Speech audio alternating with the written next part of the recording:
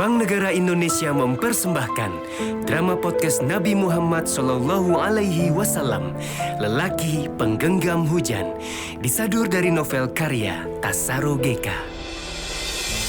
Episode keempat. Pada kisah yang lalu diceritakan, Khadijah mendatangi Warokah, saudara sepupunya, dan menceritakan kejadian yang telah menimpa Muhammad saat didatangi sosok makhluk yang tidak bisa didefinisikan wujudnya. Makhluk bersayap yang kemudian menyuruh Muhammad untuk mengucapkan sebuah kata. Bacalah. Muhammad suamiku menjawab dengan sejujur-jujurnya. Seperti kebanyakan orang-orang di Mekah, dia tidak terbiasa membaca. Bacalah. Dia menjawab, aku tidak dapat membaca. Bacalah. Makhluk itu kemudian mendekapnya dengan pelukan yang keras, membuat suamiku sukar bernafas. Pelukan itu kemudian mereda dan terdengar lagi makhluk itu berkata, Bacalah. Dia belum mengerti dan tetap berkata, aku tidak dapat membaca. Untuk sekian kalinya, makhluk itu memeluk dia dengan cara yang sama, kemudian melepaskan pelukannya dengan cara yang sama pula. Lalu makhluk itu berkata lagi, Bacalah dengan nama Tuhanmu yang menciptakan. Dia telah menciptakan manusia dari segumpal darah. Bacalah, dan Tuhanmu lah yang maha pemurah, yang mengajar manusia dengan pena. Dia mengajar pada manusia apa yang tidak diketahuinya.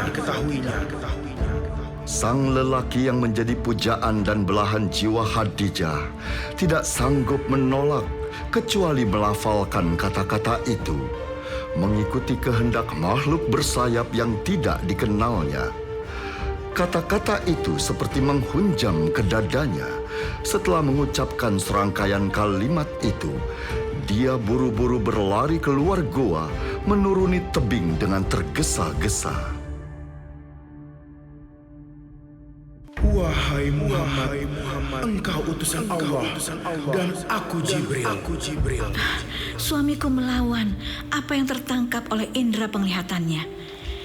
Dia mencoba memalingkan pandangannya ke utara, selatan, barat, dan timur. Tetapi tetap saja makhluk yang mengaku bernama Jibril itu membayanginya. Kudus. Jibril adalah namus terbesar yang juga pernah mendatangi Nabi Musa. Warokah adalah seorang yang berpikiran maju melampaui zamannya. Dia meyakini janji Yesus Kristus yang di masa mendatang akan terpenuhi. Warokah adalah orang Kristen yang saleh, mengimani Yesus dalam segenap kalbunya. Dia percaya akan datang Nabi baru yang ajarannya tidak berbeda dengan ajaran Nabi Ibrahim. Aku teringat kembali surat pendeta Bahira yang ditujukan kepada Warokah bin Naufal. Maka aku beritahu dirimu kabar gembira ini ketika namus itu datang. Sama seperti ketika namus menemui Musa. Ketika ketetapan Tuhan berlaku kepada sang utusan yang mulia. Tuhan bermurah hati kepadaku karena aku pernah melihatnya. Jiwanya begitu murni dan terjaga. Tuhan menyempurnakan kepribadiannya. Segala yang ada pada dirinya benar-benar sungguh terpuji. Warokah saudaraku, dia akan segera sampai di kotamu. Maka rahasiakanlah ini. Aku sungguh-sungguh menitipkan urusan ini kepadamu.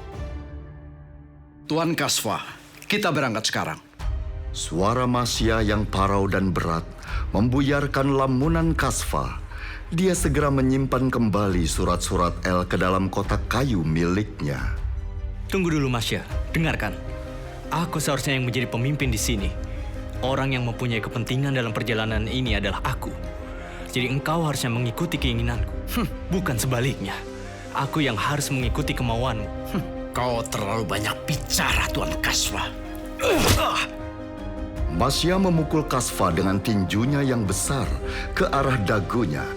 Dia merasa terlalu didikte oleh Kasfa karena sesungguhnya Masya ingin segera tiba di Gatas agar urusannya cepat selesai.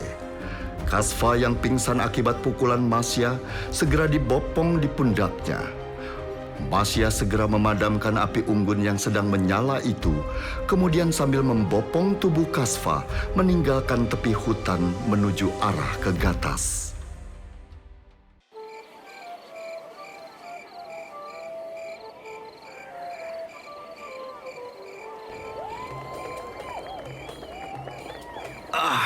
Rahangku terasa sakit, nyeri berdenyut-denyut, mungkin agak bengkak.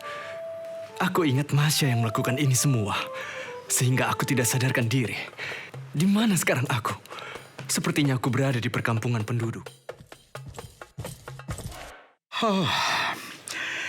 Kau sudah siuman, Tuan Kaswa. Aku membawakan buah pir untukmu. Kau? Kenapa, Tuan Kaswa? Kau seperti melihat hantu. Aku masih Masya yang dulu. Kau pikir siapa dirimu?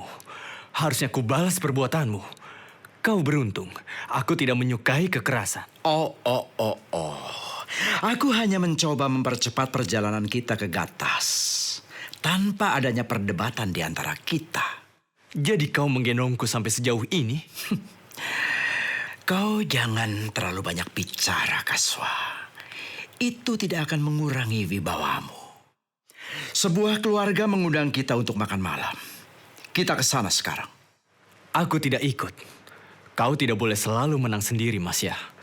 Tidak boleh semua hal kau lakukan hanya karena kau bisa melakukannya. Jadi harus bagaimana? Aku masih mempunyai beberapa keping dirham di kantung mantel ini. Kau bayar semua pengeluaran keluarga yang menyiapkan makan malam itu. Setelah itu kau kembali kemari. Kasfa dan Masya melanjutkan perjalanannya menuju Gatas. Keduanya memasuki celah setapak di antara dinding-dinding gunung yang menjulang tinggi. Aku mau istirahat dulu di pinggir sungai ini. Kita istirahat di sana saja. Itu urusanmu. Aku mau istirahat di sini. Tetapi Tuan Kasfa, Kau pergilah dulu. Aku butuh waktu untuk menyendiri. Nanti aku menyusulmu. Kasfa merebahkan dirinya di atas rumput yang tebal di pinggir anak sungai. Dia terkenang peristiwa 10 tahun yang lalu saat berkenalan dengan Astu, putri bungsu Yim, yang bersama-sama mempelajari ilmu pengetahuan di kuil Gunung Sistan. 10 tahun yang lalu, Kasfa meninggalkan kuil Gunung Sistan menuju Gatas demi untuk menyusul Astu, seorang gadis berkepribadian unik. Kasfa tersenyum saat membayangi wajah Astu, sosok yang tidak mungkin akan dilupakannya. Aku mulai kelelahan. Lelah kenapa? Dekat denganmu. Aku juga menyadari hal itu. Aku tidak bisa sepenuhnya memahamimu, Astu. Kalau begitu, maafkan aku. Terima kasih. Belakangan ini kita sering meributkan hal-hal yang tidak penting. Ya, Aku tahu kau tidak membutuhkan aku, Astu. Aku akan berdoa untuk kebaikanmu. berhentilah untuk menjadi malaikat, Kaswa. Aku tidak sedang berusaha menjadi malaikat, Astu. Kalau begitu, untuk apa engkau ke Gatas ini, Kaswa? Aku hanya berusaha memahami keinginanmu. Itu dia. Kau terus-terusan berusaha memahamiku, sedangkan aku tidak berusaha untuk mencoba memahamimu. Jadi siapa yang membuat aturan ini? Apapun namanya hubungan kita, bagiku bukanlah suatu perniagaan atau jual beli. Aku tidak sedang menghitung untung ruginya. Kalau begitu, jangan permasalahkan sikapku padamu. Kalau engkau benar-benar tulus, seharusnya kau tidak mempermasalahkan bagaimana reaksiku. Dulu, justru engkau yang begitu ekspresif, Astu. Kalau begitu kembali saja ke masa dulu. Kau butuh alat pengembali waktu, Kaswa. Sayangnya aku tidak punya.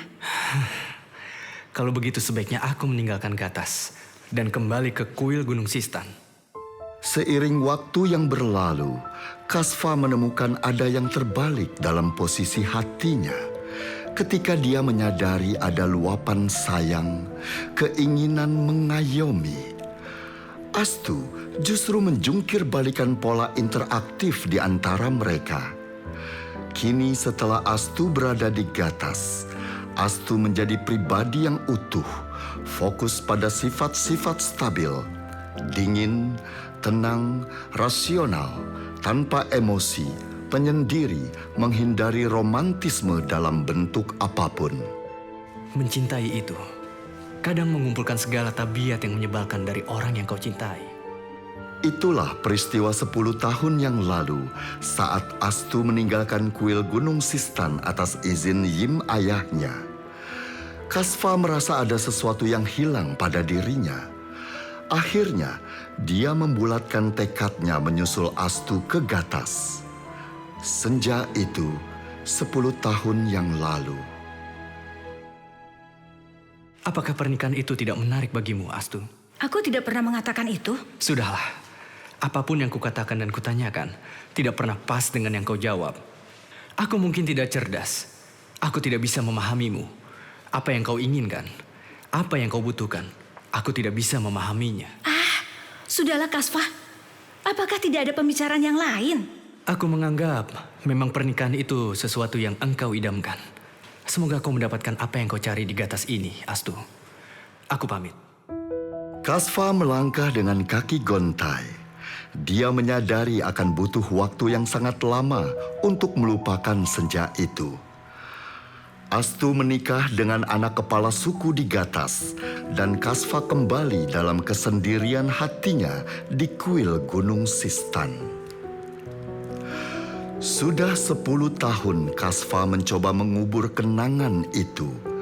Dan rupanya sesuatu yang bertumbuh di hatinya bukannya mati terkubur, justru kian menjalar dan mematikan. Paman! Kasva tersentak ketika seorang anak kecil yang wajahnya bundar dan lucu menegurnya. Seorang bocah laki-laki yang lucu. Umurnya mungkin sekitar 4 atau 5 tahun. Paman, coba kunyah ini. Siapa namamu, Nak? Namaku Serses. Coba paman kunyah ini. Apa ini? Bentuknya seperti bunga kering, warnanya coklat, kehitaman. Coba paman kunyah saja. Kalau memang itu yang kau inginkan, aku akan mengunyah bunga kering ini. Setelah dikunyah sedikit, kemudian taruh di bawah lidah. Panas. Mulut dan lidahku terasa terbakar. Apa yang kau berikan padaku?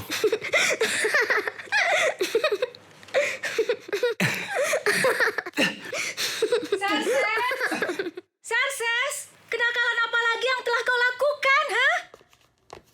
Aku hanya memberikan bunga cengkeh pada paman ini, Bu. Dan dia mengunyahnya. Lidahnya kepanasan. Maafkan atas kenakalan Serses, anakku. Anakmu lucu dan energik, Nyonya. Aku menyukainya. Dia memang mudah bergaul. Lihatlah sekarang. Dia mendekatimu untuk minta digendong. Paman, gendong aku. Perempuan di hadapan Kasva yang menggunakan topi petani lebar untuk menutupi wajahnya dari sengatan matahari segera membuka topinya. 2 keranjang buah yang tidak terlalu besar berisi kurma dan plum diletakkan di sisinya. Kemudian perempuan itu memandang Kasva dengan senyuman ramah. Jantung Kasva seperti dirajam, kakinya seperti mengambang, tidak menyentuh tanah.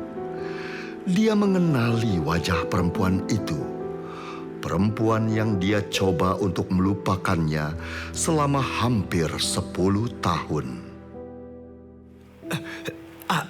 Astu, kaukah itu?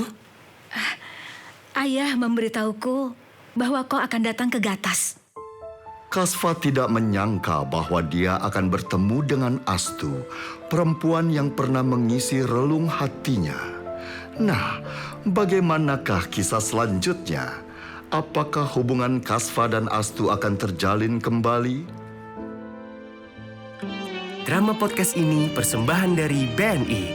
Sampai jumpa dan nantikan episode selanjutnya hanya di Spotify Podcastless dan YouTube BNI, Bank Negara Indonesia.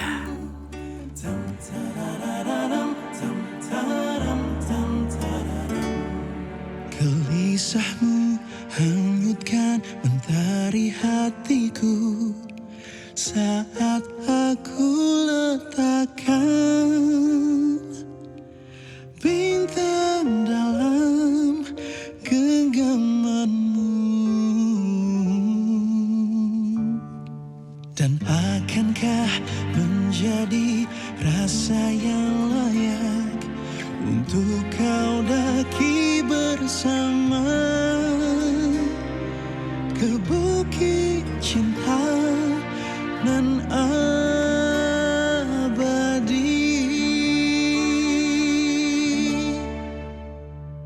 Akan ku bentangkan engkau sayap seluas samudera, akan ku pindai sang surga dalam nyanyian bintang hanya untuk menjadi setitik rindu di hatimu.